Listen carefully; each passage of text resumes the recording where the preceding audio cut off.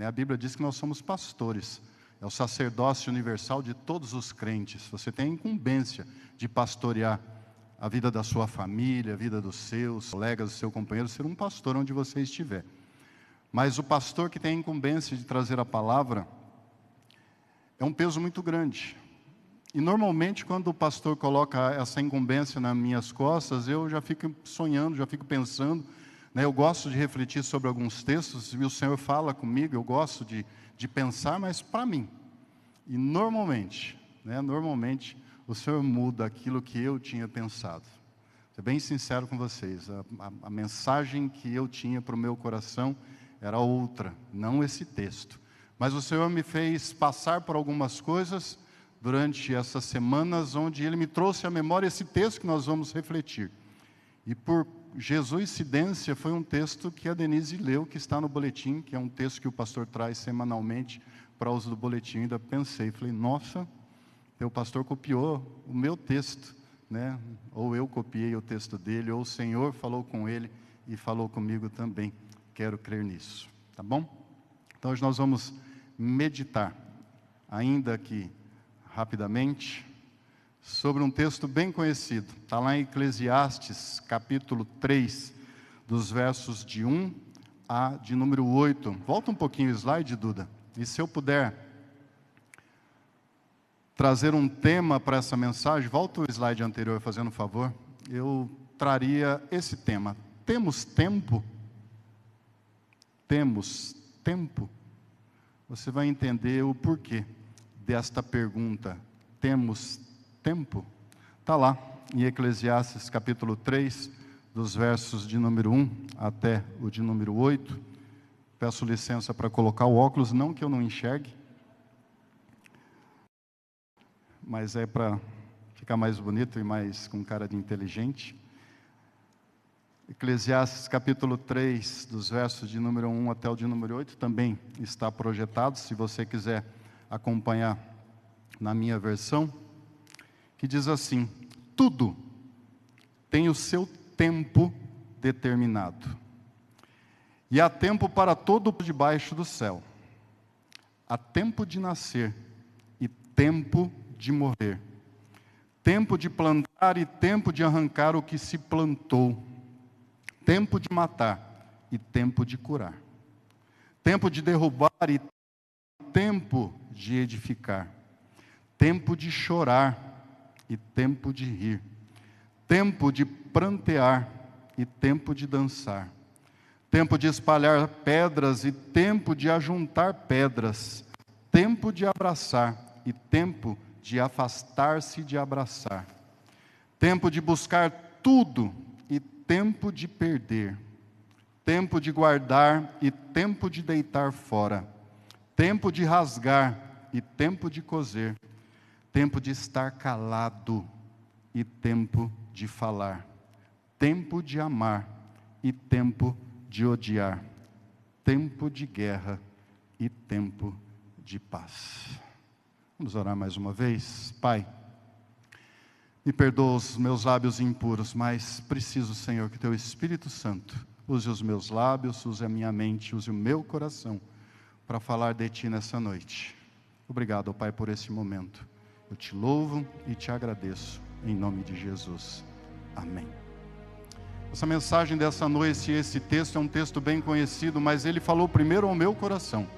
E eu não sei quem o Senhor quer atingir nessa noite e para quem Ele vai dirigir esse texto e estas palavras nessa noite, se é para você ou se é para alguém que está nos assistindo pela internet. Até porque o fato que o pregador, primeiro, ele prega para ele mesmo. E depois, sendo usado pelo Senhor, ele fala. E aí é o Senhor, é o Espírito Santo que faz aquilo que lhe apraz. Porque, como diz a palavra não volta de maneira nenhuma vazia. Então eu não sei para quem que é o Senhor que disse. Porque se fosse específico para alguém, a gente teria que exortar, de forma pessoal. Por isso que essa mensagem pode servir para o seu coração ou não servir para o coração. A única coisa que eu te peço, deixe para lá qualquer preconceito pelo fato de não ser o pastor Jesus que está trazendo essa mensagem, não mire no pregador, mas mire na mensagem, naquilo que o Senhor quer trazer nessa noite, através desse texto. Eu não sei se você leu o livro de Eclesiastes. O livro de Eclesiastes é um livro bem conhecido, mas pouco lido. É um livro muito interessante, com palavras interessantes, mas muitas vezes a gente não se detém no livro de Provérbios, no livro de Eclesiastes. E o livro de Eclesiastes faz parte do Antigo Testamento da Bíblia, é um dos livros chamados de sapienciais, ou sabedoria, que junto com os livros de Jó, Salmos, Provérbios, Cântico dos Cânticos, formam um conjunto de escritos que oferecem conselhos e sabedoria prática para uma vida cotidiana. Eclesiastes é o 21º livro da Bíblia, e neste livro acompanhamos histórias de vida contadas por um narrador que se identifica como pregador e filho de Davi, rei em Jerusalém. Você observa essa fala já no primeiro capítulo de Eclesiastes, onde o autor diz: palavras do pregador, filho de Davi, rei em Jerusalém.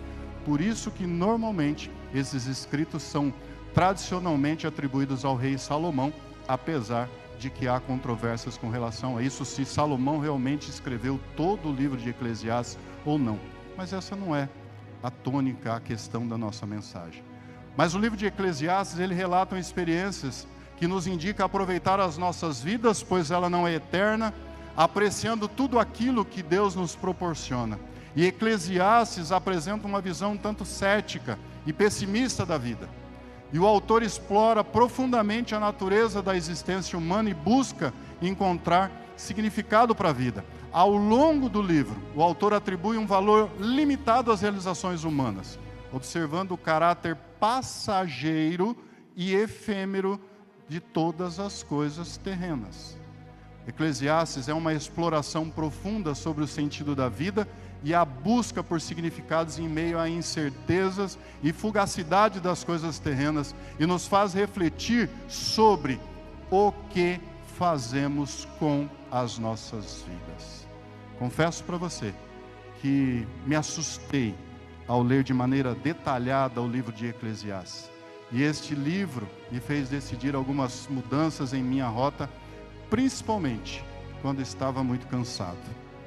Quando a gente está muito cansado, quando a gente se encontra meio que desesperançoso, a gente pensa coisas, e o livro de Eclesiastes me fez mudar algumas rotas, alguns caminhos que eu estava vivendo, exatamente nisso, quando eu estava cansado e pensando: será que vale a pena?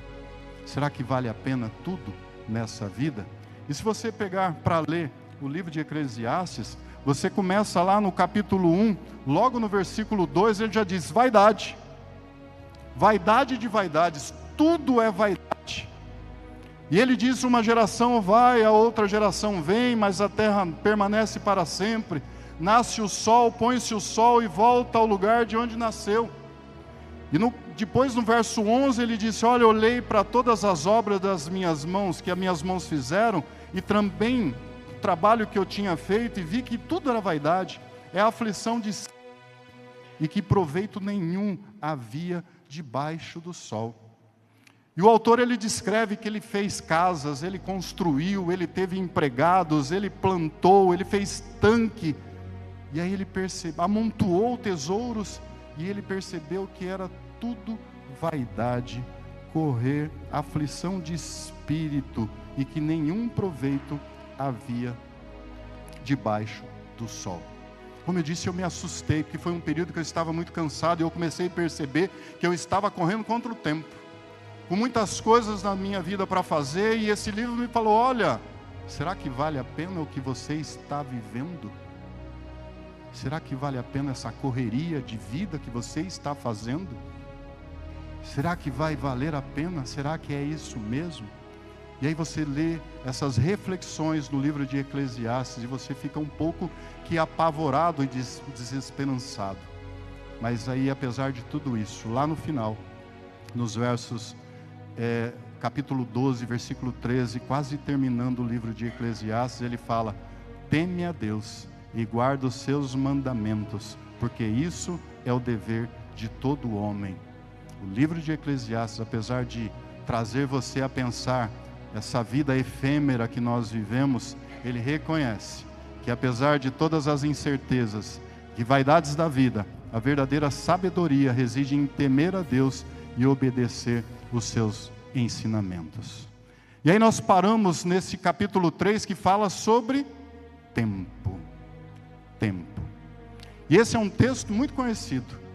Esse é um texto que é citado em formaturas, ele é citado muitas vezes em discursos, muitas vezes não discursos religiosos. Eu creio que ele é tão conhecido como 1 Coríntios capítulo 13, né, onde fala do amor. Teve até música escrita sobre esse trecho de 1 Coríntios capítulo 13. E esse texto é bem conhecido, mas muitas vezes nós não percebemos a beleza do texto. Você percebeu, e eu deixei grifado em letras maiúsculas, quando nós lemos o texto, que ele repete por 30 vezes a palavra tempo. 30 vezes a palavra tempo. Não é sobre isso que a gente mais tem ouvido ultimamente? Não é sobre isso o tempo que a gente tem pensado mais ultimamente? Não é sobre isso o tempo que a gente tem se preocupado mais ultimamente? Você tem percebido como o tempo tem passado rápido demais? Muito rápido. Tem até cientistas dizendo que a Terra está rodando mais, está girando mais rápido. E alguém perguntou, ora, mas como é isso? E o relógio, ele falou exatamente, o relógio ele segue o magnético, por isso que você não percebe. Você percebeu que domingo passado nós já estávamos aqui, de um piscar de olhos nós estamos de novo? Você percebeu que nós já estamos no mês de julho de 2024? Que daqui a pouco a gente vai estar falando sobre Natal, de comemoração do Natal? O tempo tem voado. Há tão pouco tempo, as minhas filhas nasceram. As minhas filhas eram pequenininhas. E hoje está aí, casadas, uma já casou, daqui a pouco vem netos. E era uma criancinha. A gente olha as pessoas, né? E de repente crianças na igreja, que de repente está adulto já. A gente olha as crianças correndo aqui, né? Tipo a filha do Zé e da Naara, correndo aqui, daqui a pouquinho está grande, casada, com um genro chegando lá batendo palma, nem batendo palma, né? Quem é pai sabe, tomando o controle nas mãos, né? É assim, e a gente não percebe o tempo passar. Está tudo muito rápido. Já faz 25 anos que eu dou aula, já estou quase me aposentando. Eu sei que não parece, mas eu já tenho 58 anos. E acredite ou não, quando eu olho minhas fotos, eu vejo o tempo fez bem comigo. Olha que maravilha que eu me tornei. Acredite ou não, eu era feio, muito feio.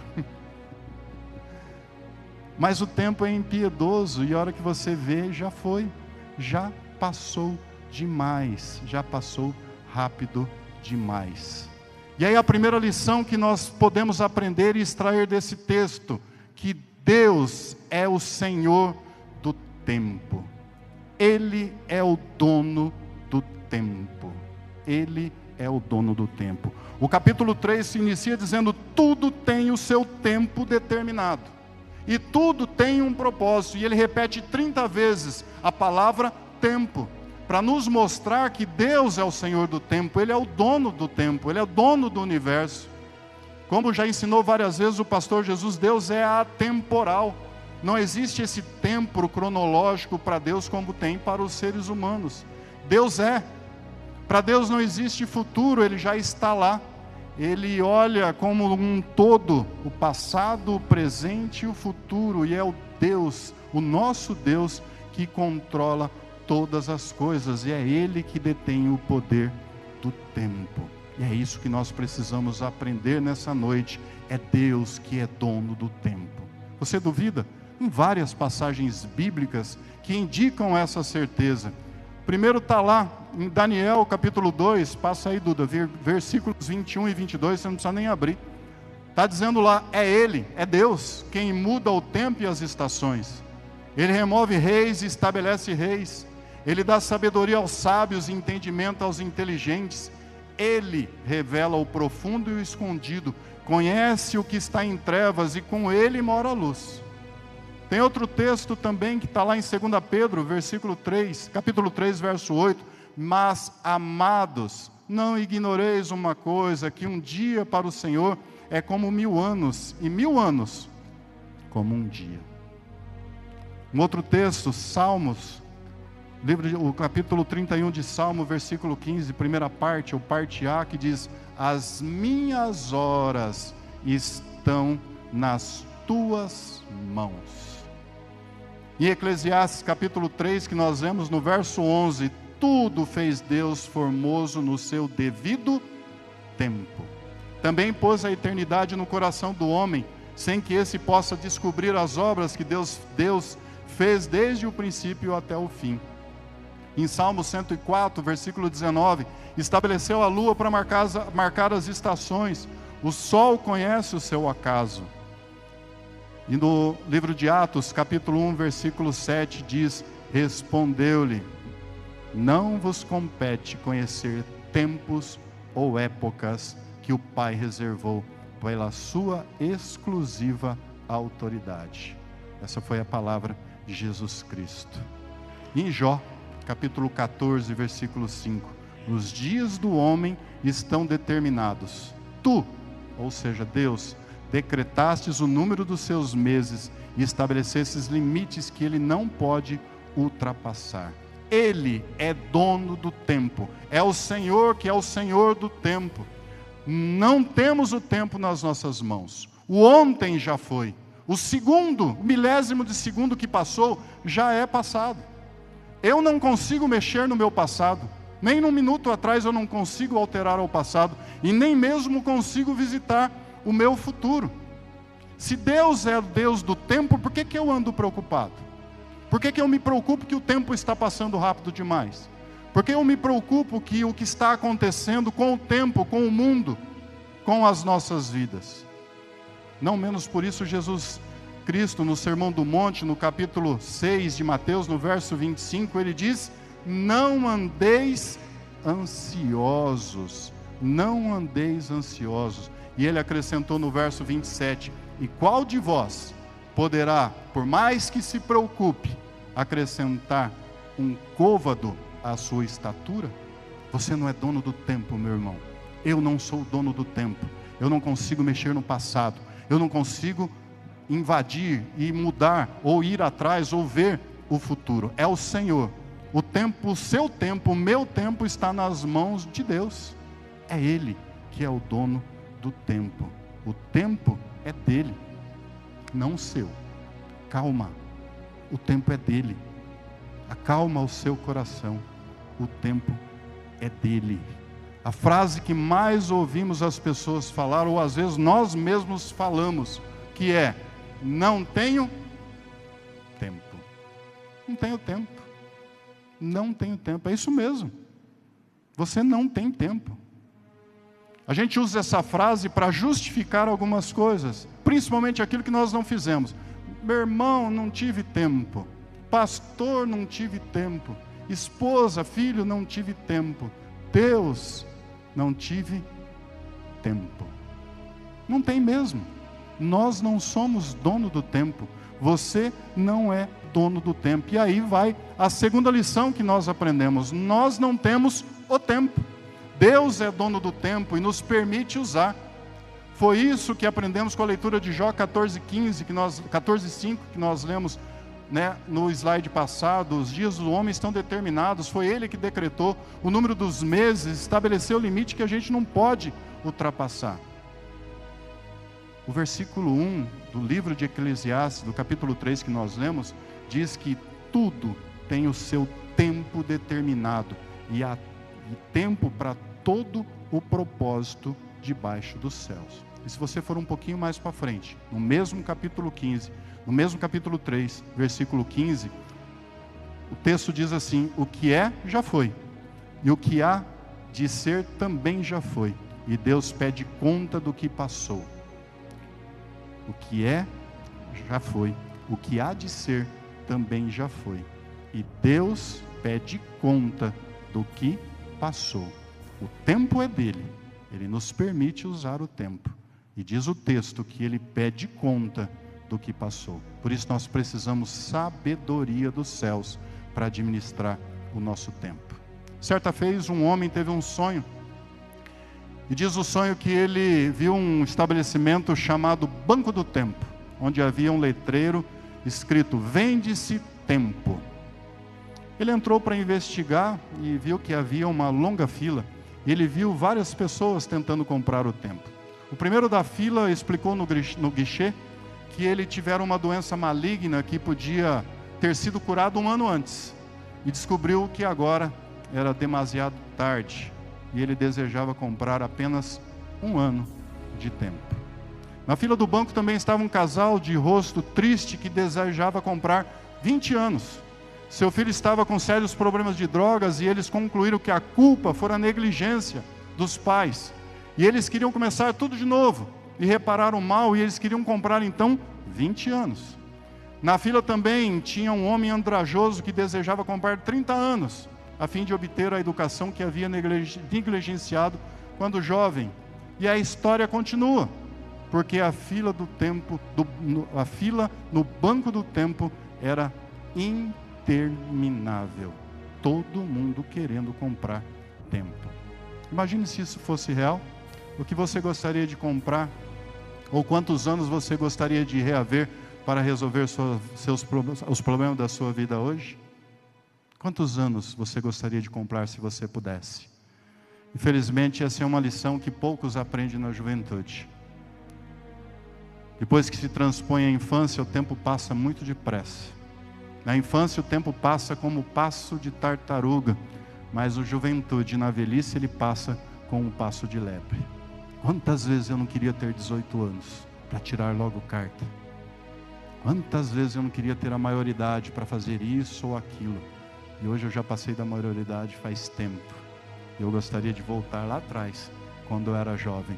Quantas vezes você não disse: ah, se eu tivesse 18 anos com a maturidade que eu tenho hoje, seria tudo diferente. Alguém já disse acertadamente: quem rasga dinheiro é louco.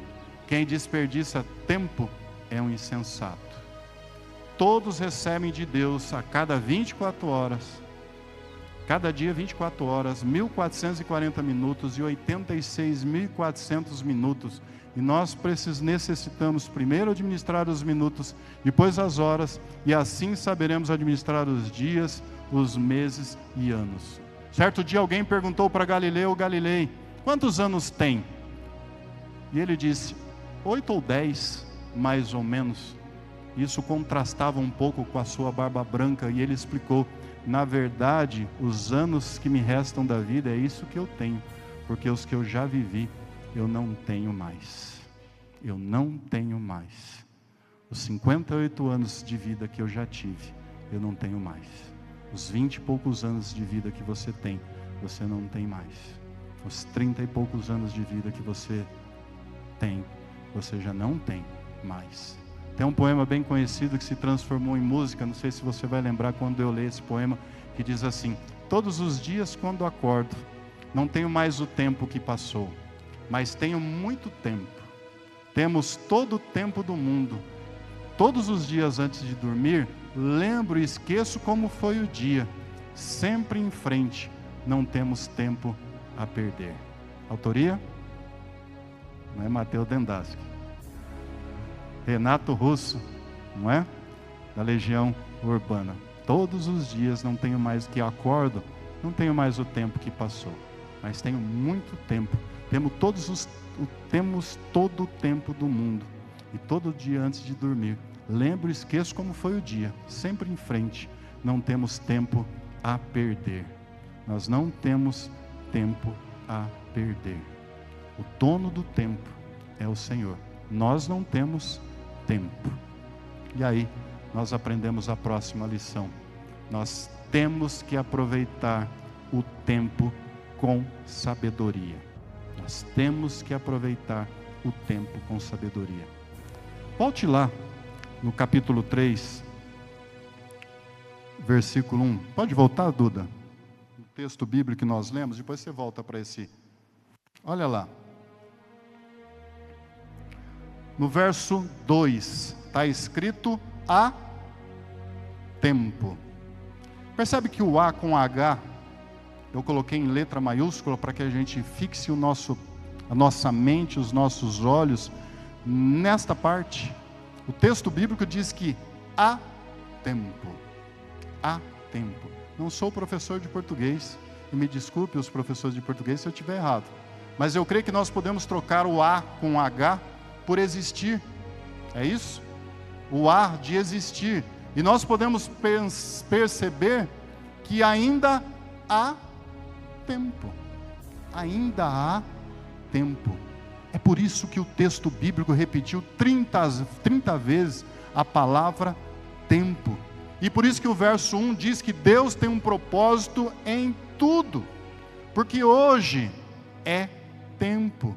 Ainda há tempo.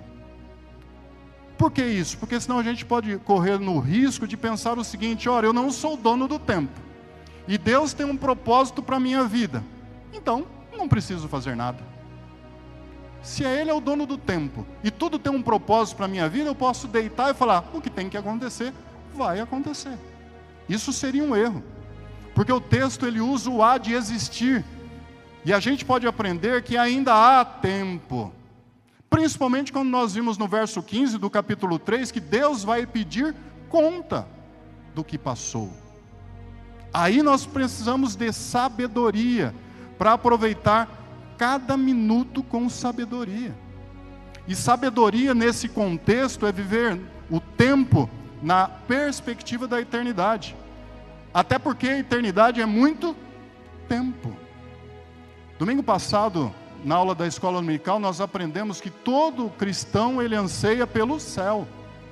Ele anseia passar a eternidade no céu, ao lado de Deus. E nós aprendemos que céu é viver constantemente na presença de Deus. Ora, se a minha intenção, a minha pretensão, o meu querer, o meu anseio é ir para o céu e passar a eternidade com Deus, e nós podemos dizer que o céu é a presença constante de Deus, então nós podemos entender que eu posso viver o céu aqui. Por que esperar a eternidade? É muito tempo. Nós podemos viver o céu agora. Viver constantemente na presença de Deus. Isto é sabedoria. Eu não preciso esperar a volta de Cristo, até porque Cristo já é realidade, pode ser realidade na minha vida agora. E assim eu viverei no céu, na presença constante do Senhor agora, e não daqui um tempo, quando Cristo Jesus voltar. Assim, posso aproveitar o tempo com sabedoria, pensando na eternidade, pensando na perspectiva da eternidade.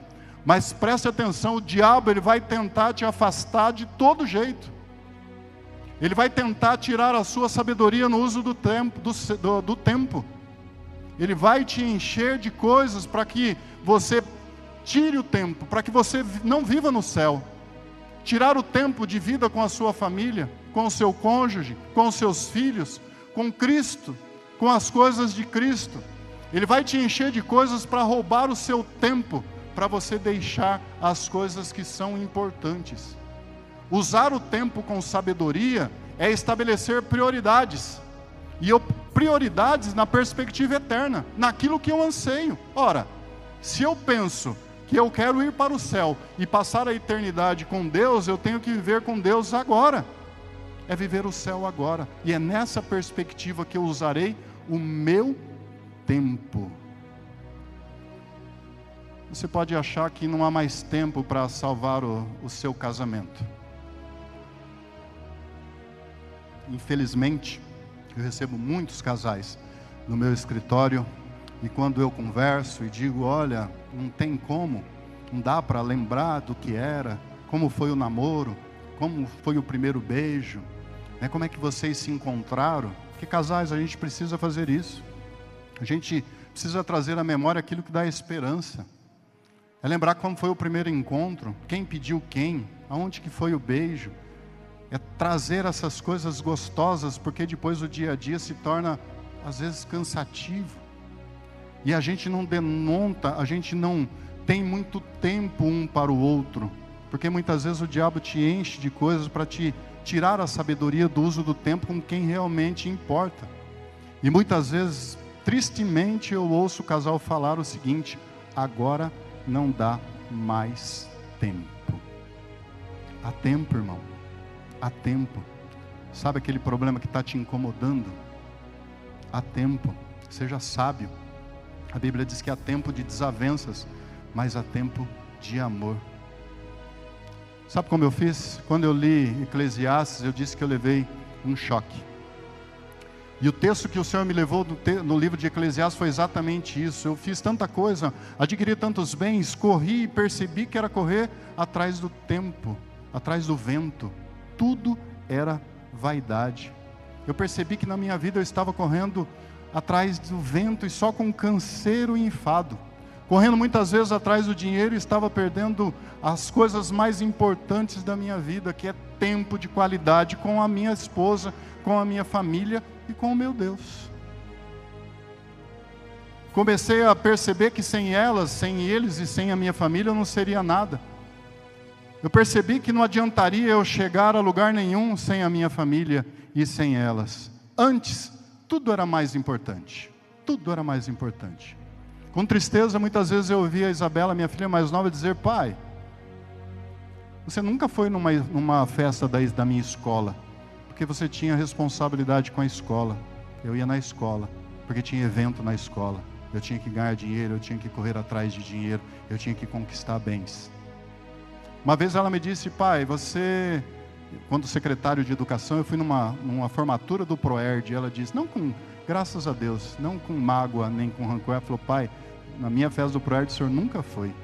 Eu falei: é verdade, é verdade. Um dia minha filha mais velha, Camila, disse: pai, vou ligar para a tua secretária e marcar um horário com você. Ela não lembra disso, mas eu lembro. E o texto bíblico me levou a pensar: o que eu estou fazendo com a minha vida, com a minha correria, que não tenho tempo para a prioridade, para as coisas principais, para estabelecer a prioridade daquilo que é mais importante para mim. Eu aprendi a dizer não, inclusive para mim mesmo, inclusive para mim mesmo.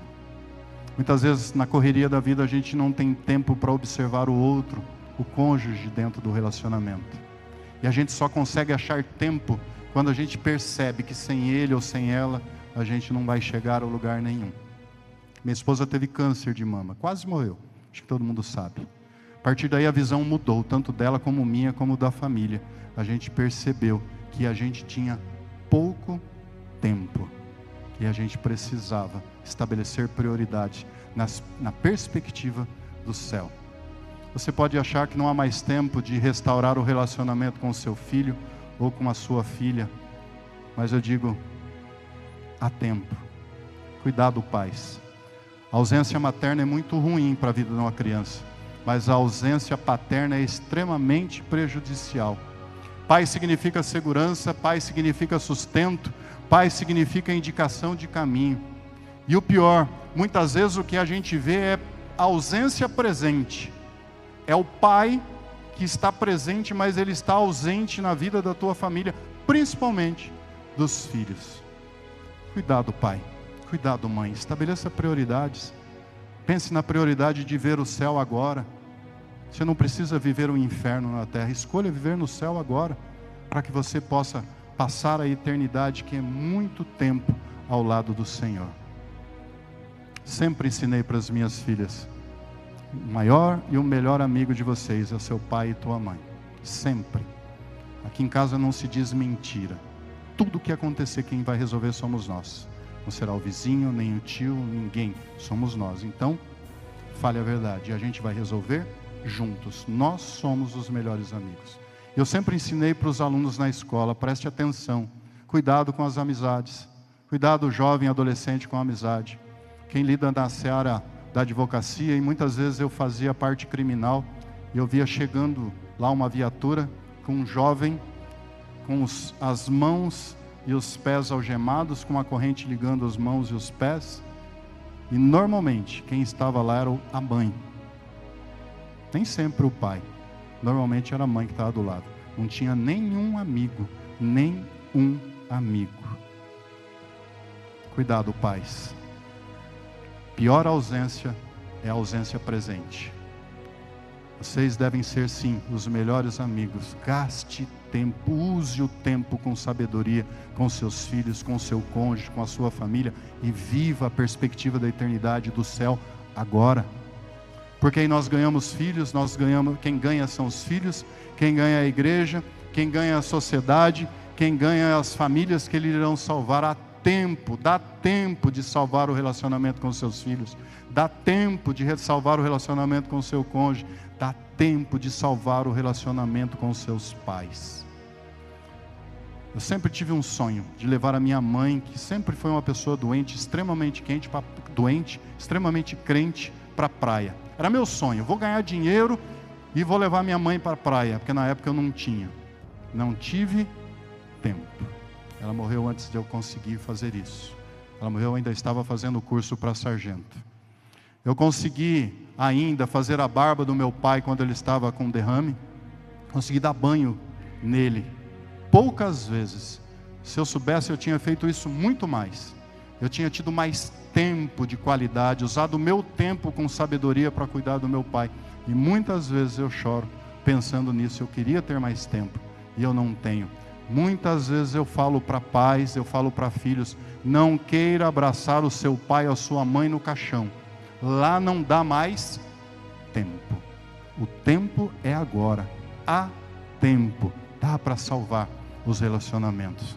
Você pode achar que não há mais tempo, inclusive, de se entregar verdadeiramente para Jesus Cristo. Há tempo de assumir um compromisso sério com Jesus, de parar de ser levado por qualquer vento de doutrinas, de assumir um compromisso verdadeiro com Deus. Eu sempre digo que 1994 foi um tempo certo em minha vida. 1994 eu passei a ter vida, e vida em abundância, quando eu falei: Senhor, sozinho eu não consigo mais. Senhor, com as minhas forças não dá mais. E pela primeira vez na minha vida eu ajoelhei, sem ninguém mandar. E ali eu entreguei a minha vida, o meu tempo para Jesus. E ali eu assumi um compromisso com as coisas de Deus, tendo como prioridade o passar tempo com o Senhor, de viver a perspectiva do céu aqui na terra. E com isso toda a família ganhou. Com isso todos nós fomos abençoados.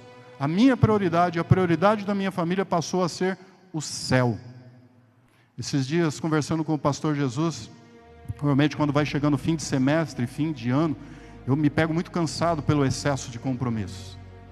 Sou presidente do condomínio onde eu moro, sou advogado de algumas empresas, sou presbítero, presidente do Presbitério Centro-Oeste Paulista, sou juiz do colégio eclesiástico, do Tribunal Eclesiástico da Igreja Presbiteriana Independente, sou, pai, sou marido, sou coordenador, sou responsável pela capacitação dos diretores de todo o estado. Isso me toma um tempo que muitas vezes eu estou cansado. E eu estava refletindo sobre essa palavra e conversando com o pastor Jesus: pastor, eu preciso largar algumas coisas. Mas aí caiu em mim esta palavra onde o Senhor disse: não largue as minhas coisas. Use o seu tempo com prioridade, perspectiva do céu. Porque é comum, quando o diabo nos enche de afazeres, quando o diabo nos enche para tomar o nosso tempo, e você falar: preciso largar alguma coisa. E a primeira coisa que a gente larga são as coisas do Senhor Jesus. São as coisas de Deus. São as coisas que nós podemos, com o nosso jeito, com a nossa ação, com o nosso compromisso, abençoar outras pessoas. E eu disse: pastor Jesus, o diabo pode me encher de afazeres, mas as coisas do Senhor eu não vou largar. As coisas do Senhor Jesus eu não deixo, porque isso eu estabeleci como prioridade para a minha vida lá em 1994.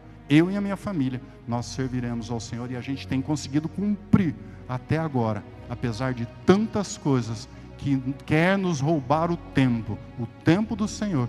Isso Ele não vai roubar. E por causa desse texto, essa semana eu deixei uma coisa na escola. Eu era coordenador das 2 maiores áreas, dos 2 maiores cursos da escola, do Paula Souza. Depois de muito orar, pensando que ia me tirar uma fatia do meu salário. E quando pensa em dinheiro, a gente coloca outra perspectiva. E o Senhor me deu uma paz tão grande que eu deixei a coordenação com toda tranquilidade. Agradeci às pessoas, agradeci aos professores e disse: eu continuo a mesma coisa, só não tenho mais essa responsabilidade, porque o Senhor me ensinou que eu preciso estabelecer prioridades com o meu tempo e na perspectiva do céu. Menos salário? Sim, mas eu vou cuidar mais de mim. Minha esposa ganhou mais tempo comigo, e eu sei que ela gosta de passar tempo comigo, não é bem? Espero.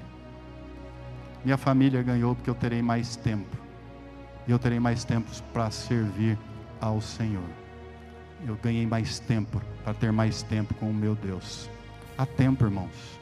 Você pode fazer isso hoje. Há tempo. Quer continuar vivendo uma vida de correria, de infernal, de coisas ruins? Estabeleça prioridades. Use o seu tempo com sabedoria. Pense na perspectiva do céu. Dê importância para aquilo que é importante. Sem tua esposa, sem o esposo, você não chega em lugar nenhum. Sem sua família, você não chega em lugar nenhum. Há tempo.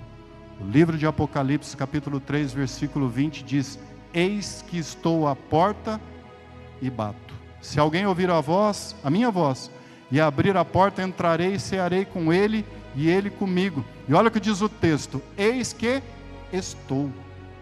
O texto não diz eis que estarei, ele diz que eis que estou. O tempo de abrir a porta é agora. Hoje é tempo, é agora.